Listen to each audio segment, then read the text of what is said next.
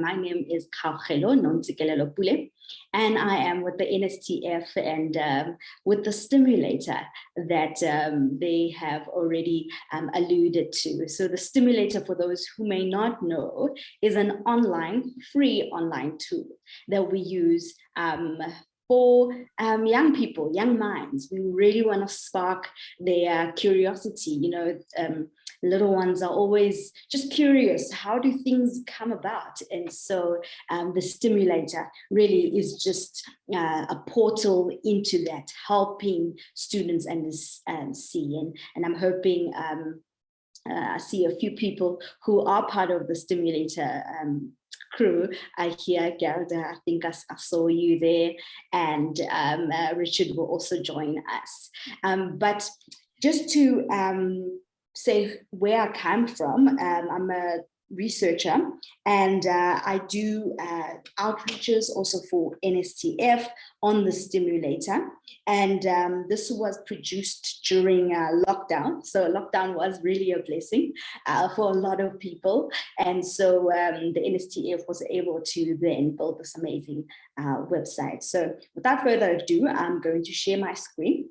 So this is the STEMulator. When you actually go into Google and Google www.stemulator.org, and this is the landscape that you actually see. And it's got various, just to give you just a quick background, it's got various tiles. It's got a nature tile, an energy tile, a hospital tile, a house tile, a human body tile, an agriculture tile, a science tile, and the nature tile. And later on, I'll show you using a demonstration on how it actually works. But this is the STEMulator for those who do not know.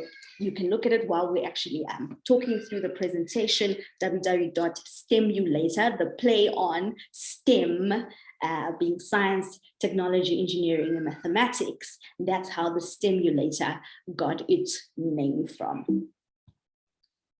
Okay, so some of the speakers from yesterday actually gave us the problem that we actually see currently in the STEM field. And according to a published article in the International Journal of STEM Education, this was what was said. This was back in 2016. South Africa is one of 4 lowest performing nations in STEM at the tertiary level in sub-Saharan Africa, and this was between 2011 and 2015, and only 1 in 10 high school learners decided to pursue a career in STEM at tertiary level. Now, this is a staggering case. I'm sure over the years it has changed. We probably have now 2, if not 3 in 10 who decide to pursue careers in STEM. And so, as you can see, this is a huge program, because in 10 years' time or 20 years' time, if we're not careful, we won't have enough engineers, we won't have enough doctors and all of that. So the world is increasingly becoming digital, and this modern world actually has a higher demand for skilled workers in STEM jobs and careers. And we've seen this. And this is why South Africa needs to really encourage more learners, more teachers to really just focus on STEM. And the earlier the children you get, so to say, children who pick up STEM-related knowledge much earlier, they have a higher chance of thriving in an increasingly technologically driven world, okay?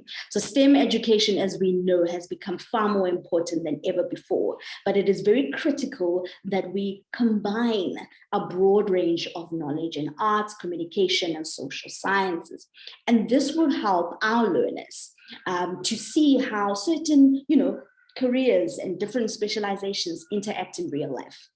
And they will be better prepared for the world and university requirements. And the reason why I say that is because, just as an example, UCT's prospectus for the Faculty of Engineering and Building Environment has such sort of a tall order. I think Mr. Fish touched on it, how they want very high marks in maths, in science, and it's 80% in maths and 70% in physical science in order for you to actually do this. But as we know, our schooling system currently, students are, just happy, go lucky with 30% and 40%, and many of them actually are in the maths lit sort of sector.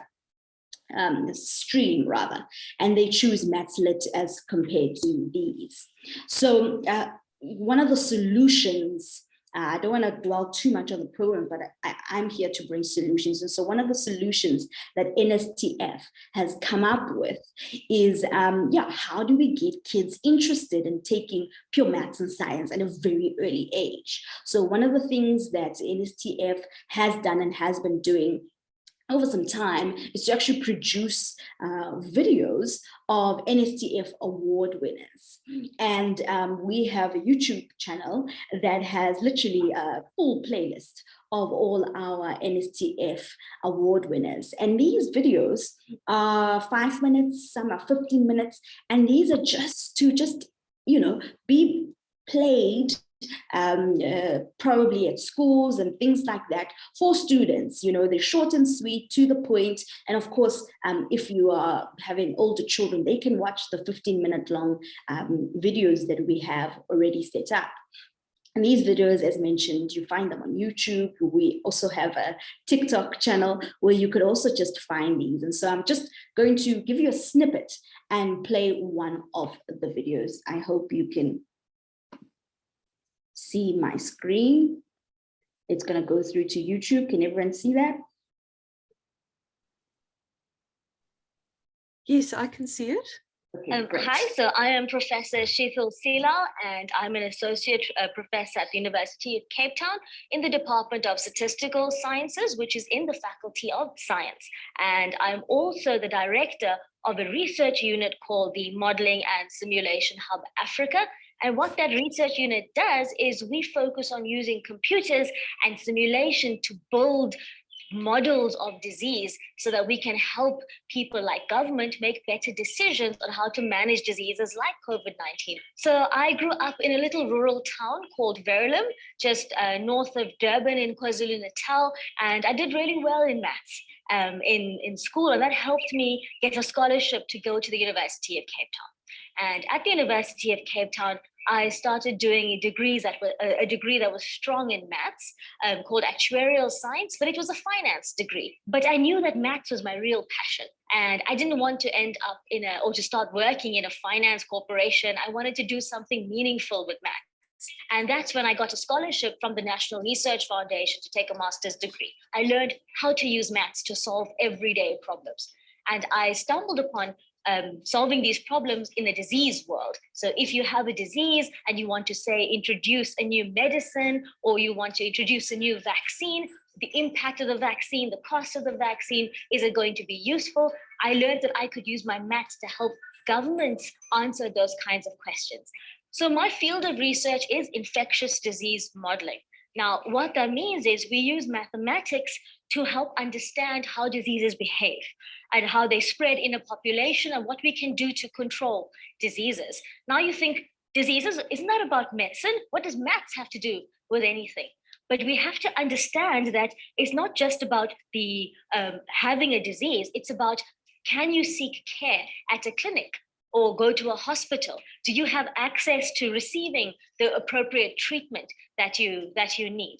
And so we build all of these characteristics, all of these features of the health system into a model, and we use mathematics to take the behavior of disease and translate it into a set of equations. We then solve the equations and we build something like a video game, a simulation of how a disease behaves in a population.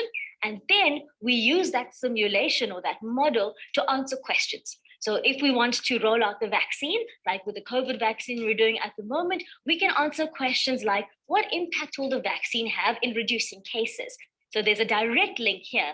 For the first time, perhaps we can see it, a direct link between maths and computers, and then saving lives. I mostly am sitting in front of my computer, but I am coding. So I'm doing computer programming and building up these models. I am analyzing data like our COVID-19 cases and our hospital admissions from COVID-19. While my primary skills are in statistics and mathematics, I have other computer programmers on my team. I have health economists on my team, and we work with many others in science. So we work with biologists, we work with government and public health specialists, we work with vaccinologists and doctors, clinicians, intensive care doctors. So we work with a range of people in health in order to help approach our questions. Much of my infectious disease modeling work has been global. So it has been with my teams, with my collaborators in the Asia Pacific. So you get an opportunity to travel to all these wonderful and exciting places to pursue what I love, which is to use disease models to help improve the health of a nation. So at the time I was growing up, it was not normal for girls to just be getting into scientific subjects or into scientific fields. And I was lucky that my parents always encouraged me to do whatever I wanted to do, and they didn't stop me. So I would say that you have to work really hard, because the world is not set up to be equal for everybody. And we know that many of us are historically disadvantaged in South Africa, and we have to work through that disadvantage. The greatest benefit of science and the greatest benefit of maths is not the subject itself, it's how it teaches you to think. And that is the most important part, because as a doctor, you need to diagnose a certain illness. You've got to follow a logical process. As a lawyer, you have to unpack so much of evidence to create a clear story or identify what the truth is. And those skills are actually best developed by mathematics, because mathematics teaches you how to problem solve. To do the work that I've done and to get as far as I have, it really has meant working so hard in school to get as high marks as possible, to get a scholarship, to go and study after school, to study into a master's degree. You really have to keep working hard at the same time as taking all the opportunities and doing the best you can, giving it your best every single time. Yeah, my name is Kgaugelo Pule, and I'm the CEO of Outlook Foundation, an organization. Okay. Okay, I hope everyone saw that. I'm just going to switch back to my presentation. Okay.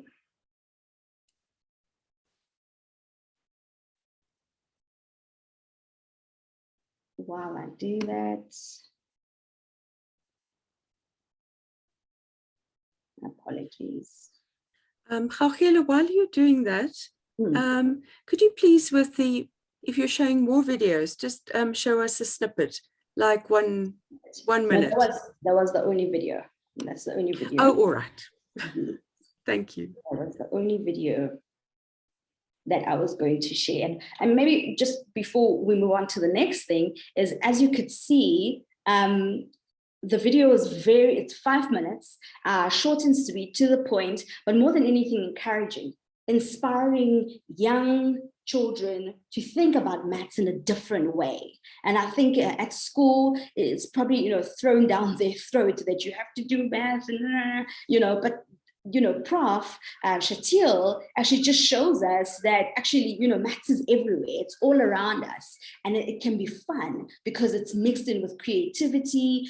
There's programmers. I heard about her saying programming and things like that.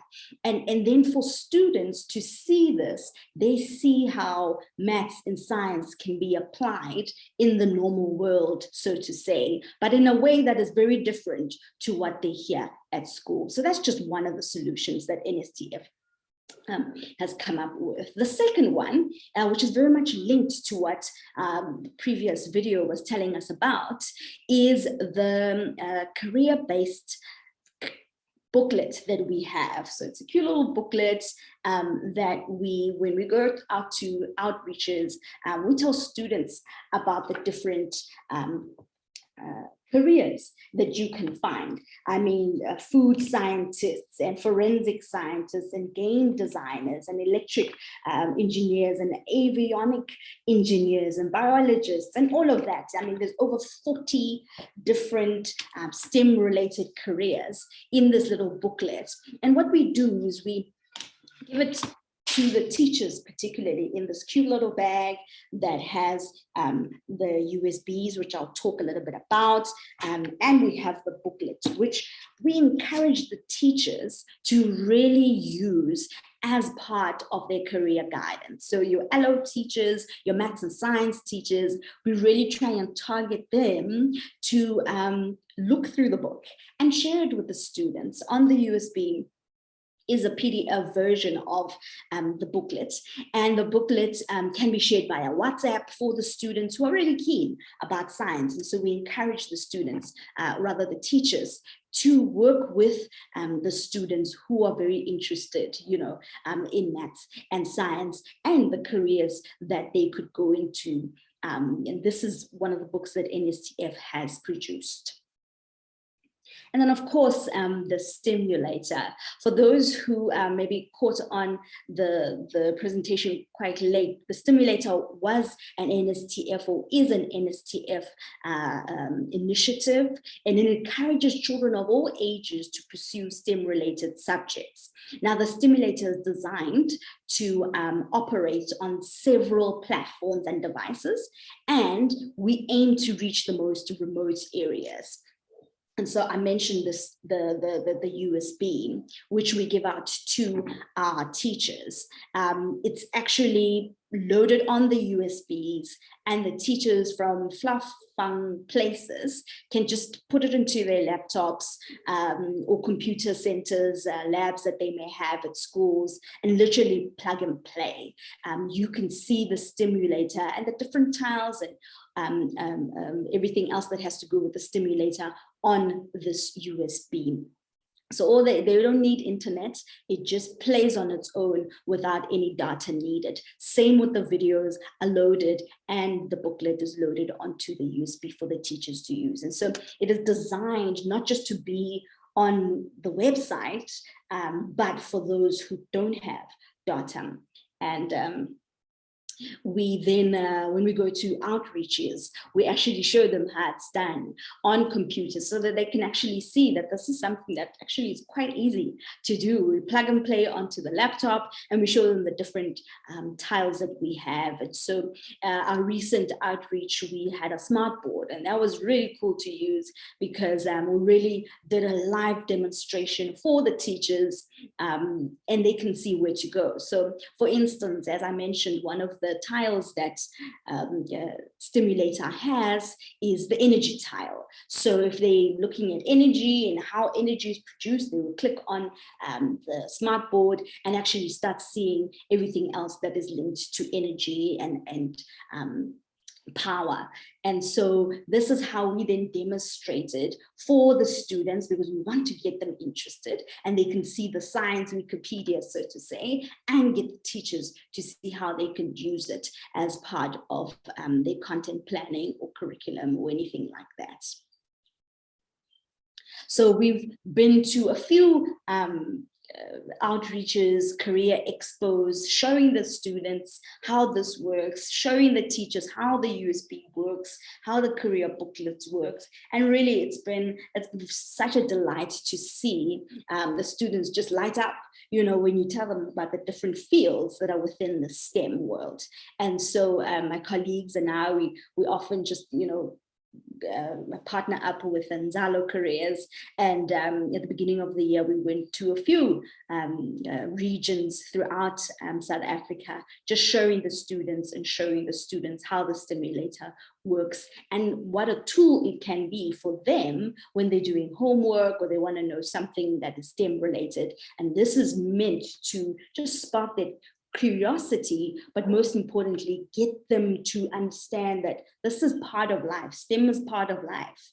And it's not something that you choose later on in grade 10, 11, and 12 to be in the science and the science and mathematics stream, but this is something that you actually could be quite interested in. And this really helps their curiosity and future going forward.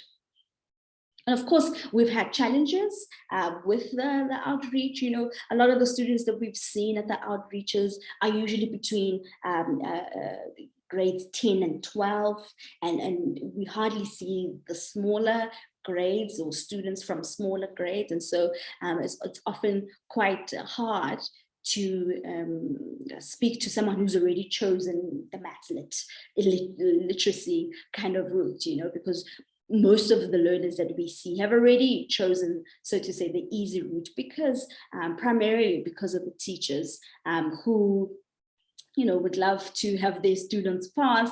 And so a lot of them go for the easy route.